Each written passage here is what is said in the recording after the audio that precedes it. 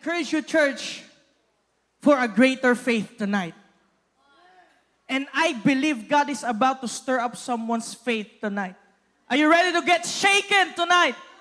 Why don't we bow down our heads and let me pray. Lord, Holy Spirit, this is not my church. This is not my ministry. This is not my word. This is your word. So this is what we ask from you. Move in this place. Use my mouth as a vessel. Whew, and let your will be done in this place. In Jesus' name, amen. So I want to connect. Can we go to 2 Kings chapter 4, verse 6? Soon every container was full to the brim. Bring me another jar. She said to one of her sons, there aren't any more, he told her. And then the olive oil stopped flowing. You know what this verse spoke to me earlier? This verse said, you could have gotten more. This verse is telling us that you could have gotten more. I know you have experienced so much in 2025, but let me tell you something, church. You could have gotten more. If only you had greater faith to bring more vessels. If only you had greater faith to bring more vessels, you could have gotten more. Because greater things won't come if you're gonna expect with the same things that you have expected last year. You cannot put new wine to an old wine skin. It will burst. If God, this is my question to you, church, if God will pour out right now the greater things that He has for you, would your capacity tonight be able to hold it? Because greater things requires greater faith. Greater things requires greater faith. Because greater things are not something that you manifest. Damo ini, damo tak nababatean nga sagad ini. Uy, let manifest ini. Manifest. Greater things are not something that you manifest. Greater things are things that you believe for. Because there is only one person that can give you greater things. And that is not me. And that is not you as well. The only person that can pour out, that can give us the greater things that we are believing for next year is Jesus Christ alone. So if you're in this place and you've heard this watchword, greater things, and you start to think, I am gonna walk more next year so that my body will be in greater shape. Or I'm gonna overtime more and I'm gonna have some 10 sidelines so that my finances will be greater next year. If you're putting the burden of the greater things upon your shoulder, then you're not getting it, church. Greater things only comes when you put your faith in Jesus Christ alone. Because you are not great. You are not great, but you serve a great God. And the only person, again, I'm going to repeat it until you get it. The only person that can give you the greater things is the great God, Jesus Christ. So tell the person next to you, it's not on you. Tell the other person, it's on Jesus. That's why we can relax next year. We can rest next year. But we cannot be lazy. Get me, church, get me. You cannot be lazy, but you have to rest in Jesus. That every time you do some things, you know that you are not the authority. That there is someone up there. There is someone who knows more, whose ways are higher, whose thoughts are higher than your own. And all you have to do is do your thing and believe. And He will move things for you.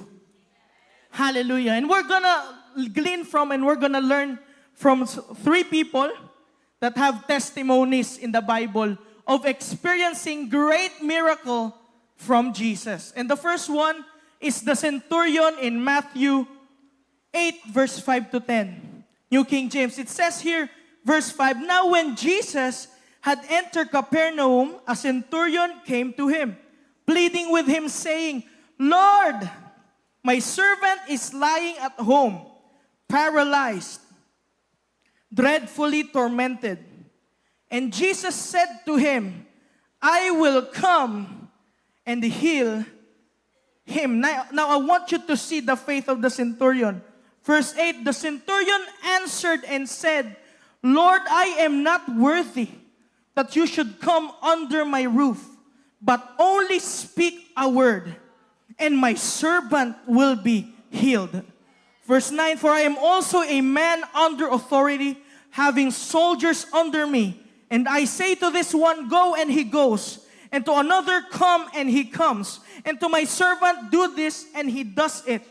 Verse 10, "When Jesus heard it, he became the avengers." No, he marveled and said to those who followed, "Surely I say to you, I have not found such great faith, not even in Israel." Church, let me tell you something. At these times, Jesus was known for touching people who are sick. "I'll touch you, you are healed. I touch you, you are no longer a leper. I touch you, you can now walk, you can now see." Jesus was known for touching sick people and being healed. That's why Jesus said to the centurion, okay, I know, I will come to your home, then I will heal your servant." But the faith of the centurion said, "Lord, you don't even have to touch my servant. I know the authority that you have. I know the power that you have.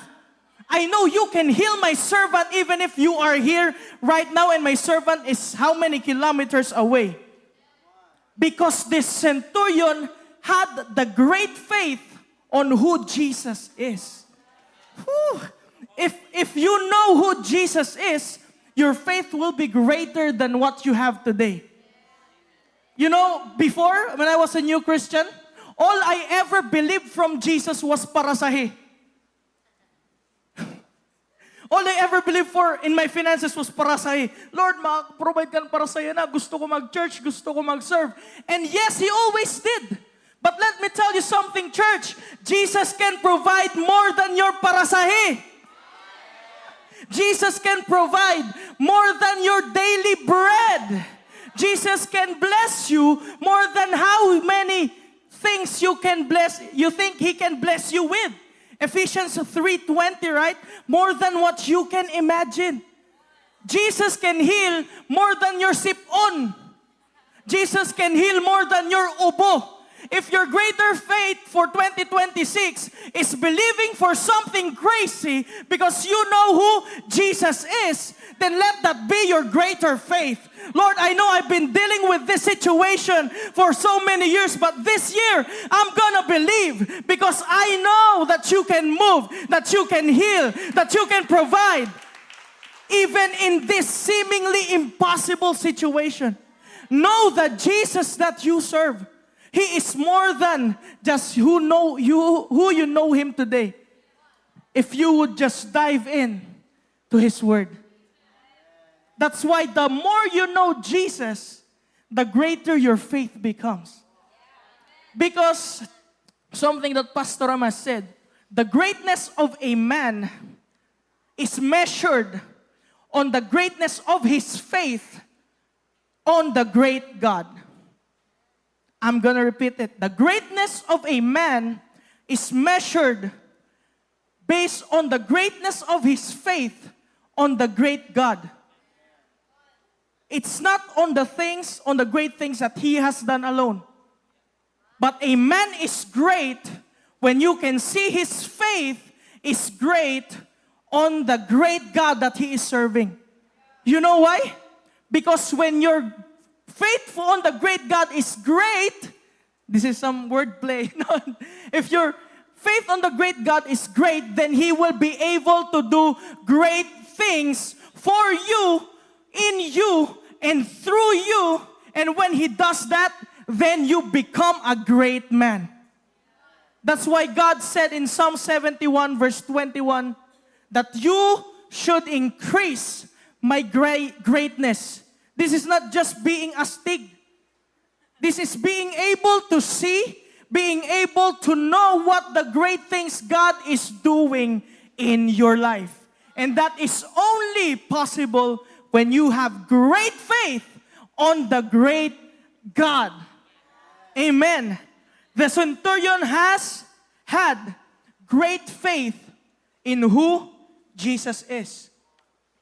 Number 2, another person we're going to glean from is John chapter 4, verse 46 to 50. This is almost the same with the centurion, but this time this is a Roman official.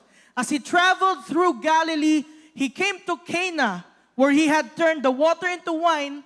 There was a government official in nearby Capernaum whose son was very sick. When he heard that Jesus had come from Judea to Galilee, he went and begged Jesus to come to Capernaum to heal his son who was about to die. Jesus asked, "Will you never believe in me unless you see miraculous signs and wonders?" The official pleaded, "Lord, please come now before my little boy dies." Then Jesus told him, "Go back, your son will live." And the man believed what Jesus said and started home. If the centurion had great faith on who Jesus is, because he said, "I know who you are, I know your authority," this Roman officer had great faith on Jesus' words. You can see it in this verse. Then Jesus told him, "Go back home, your son will live." And the man believed what Jesus said. And what's more is, he started going back home. That's how great his faith is. Because if his faith wasn't great, when Jesus said, "Your son will live," "No, Lord, I want to." But his faith was so great, when Jesus said, "Your son will live," "Okay, I'm gonna go back home." And indeed, his son was healed at the same moment Jesus has spoken these words. Because this Roman officer had great faith on what Jesus had said. This Roman officer has this kind of faith that says, "Believe and let God." And when Jesus said it, it's like, if Jesus says it, that settles it for me. Sometimes what hinders the miracle in our life is because we try to reason out with what Jesus is saying. Really, God, you can heal this?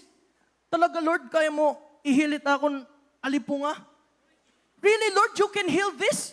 Yeah, really, Lord, you can turn around my situation? We know what God has already said, but we try to reason out with it. Because our faith on His words is not that great. But I believe 2026 will be a year where our faith in His words will be greater. Where we reason out less and we believe for more. When we reason out less and we trust more on what is already said. Because if Jesus said He can part ways the sea, then He can. If Jesus said He can make Lazarus alive again, then He can. You don't have to reason out because you are dealing with God. When God says something, that's the truth and that is final.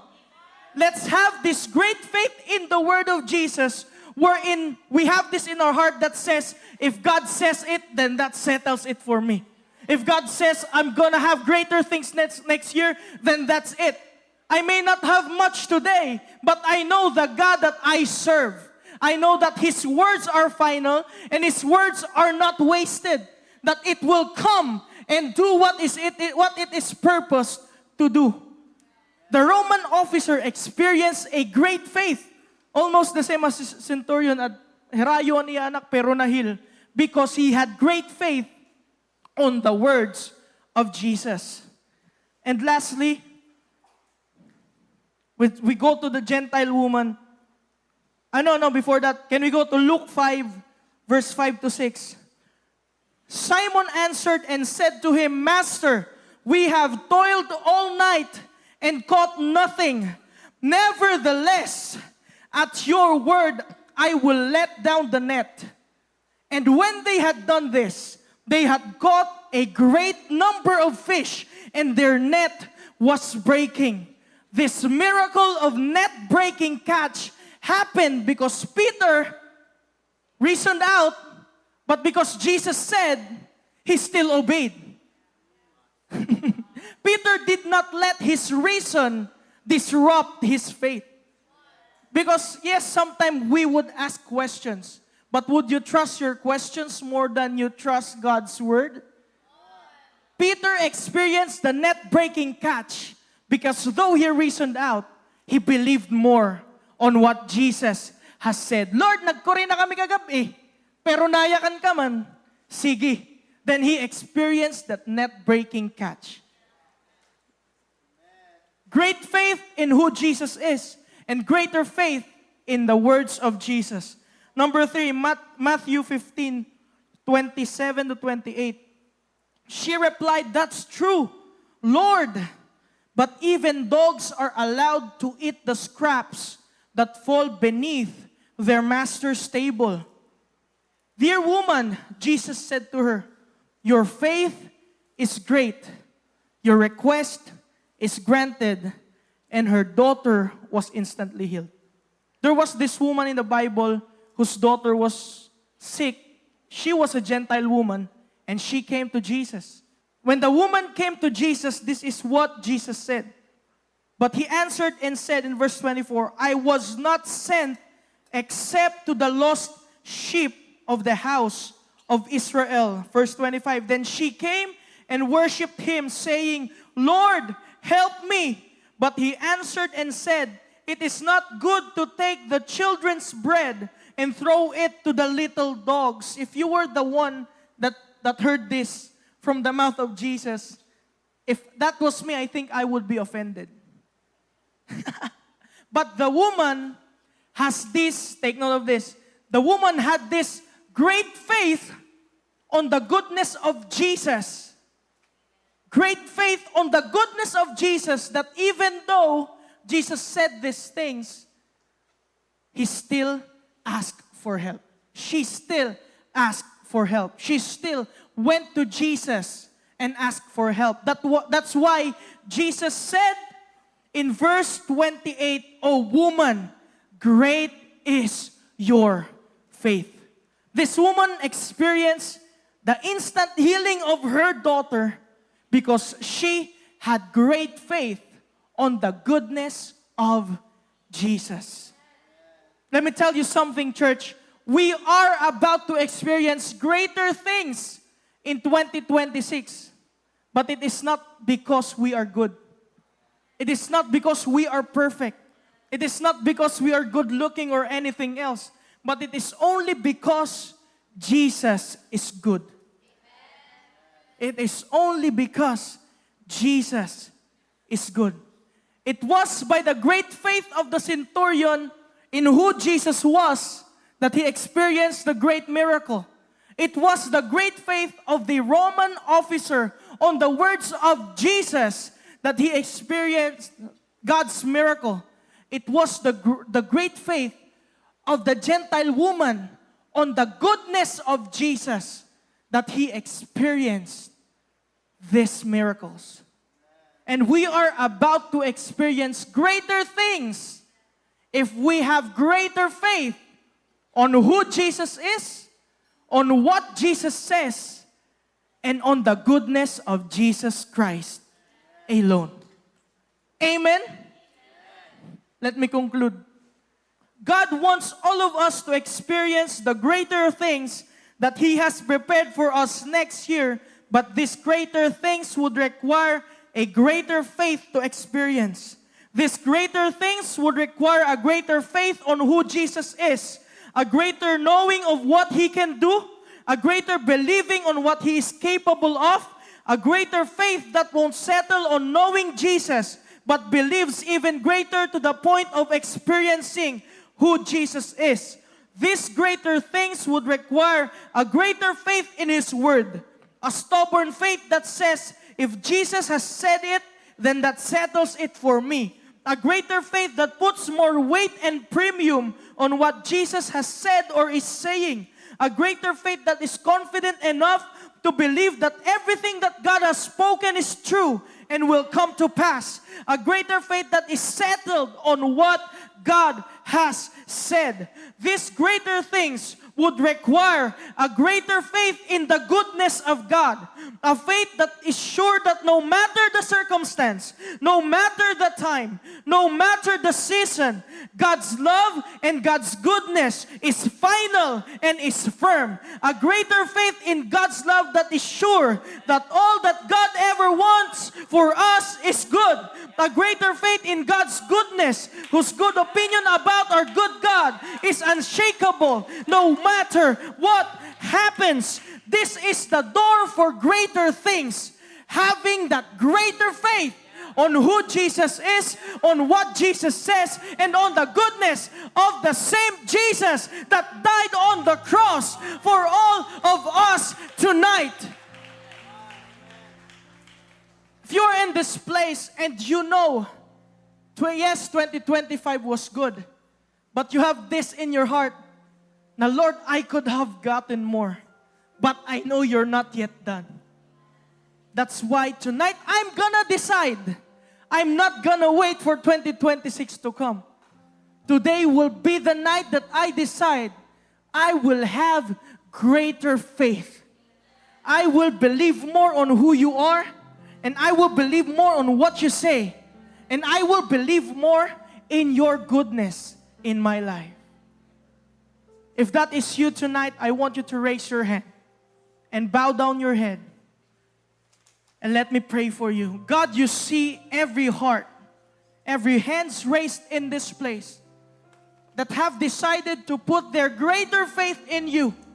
And I know that you are a God that sees. You are a God that fulfills. You are a God that answers prayers. You are a God that sees, that hears, and that fulfills. And I know that as they put their trust in you, no matter what circumstance they are facing right now, they are about to see.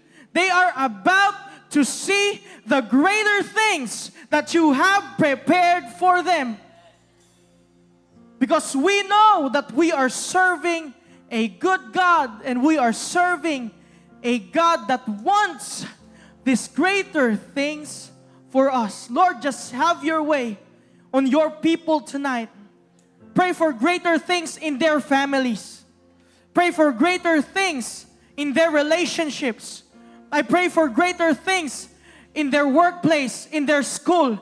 I pray for greater things in their body. I pray for greater health in Jesus' name. I pray that no weapon formed against them shall prosper in Jesus' name. I pray that they will experience the greater things in their church life, that they will serve more, that they will start serving next year. I pray for greater things on what they are believing for. I pray for greater things in their soul, that no amount of disappointment, no amount of failure will cause them to be put down, but they will believe and they will hold on the goodness of the God that they are serving. I declare greater things upon greater things next year. Next year will not be the year where they will be asking what the greater things are, but next year will be the year that they will be experiencing, that they will be surprised, that they are already standing on, they are already walking with the greater things that you have prepared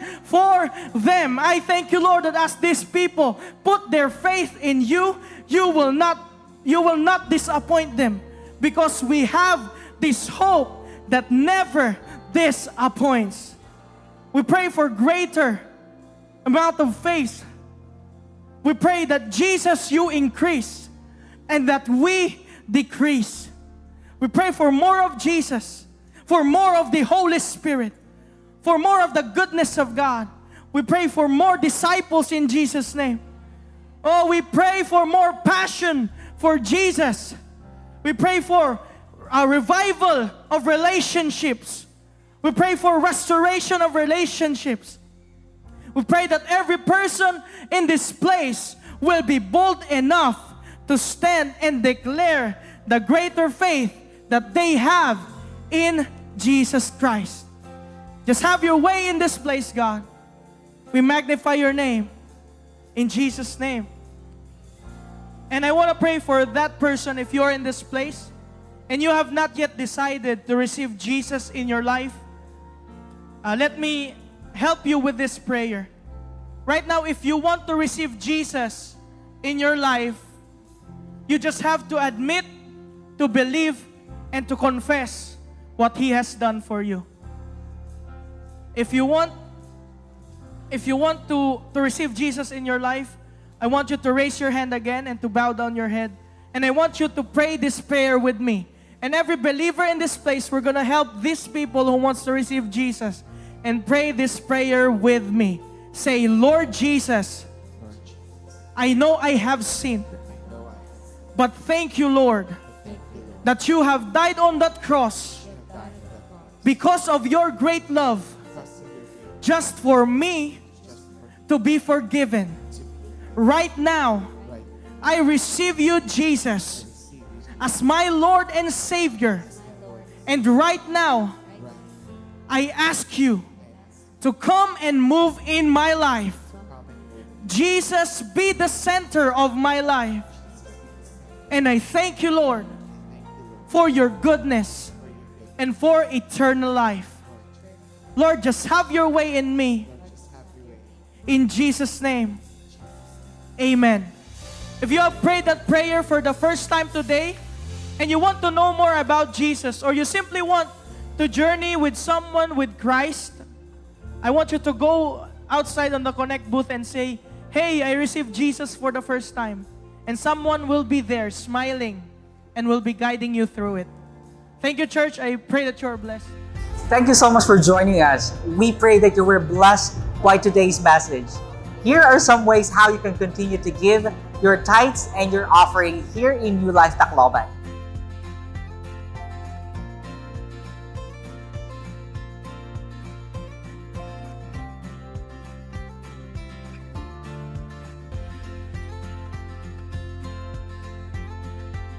Thank you, church, and God bless.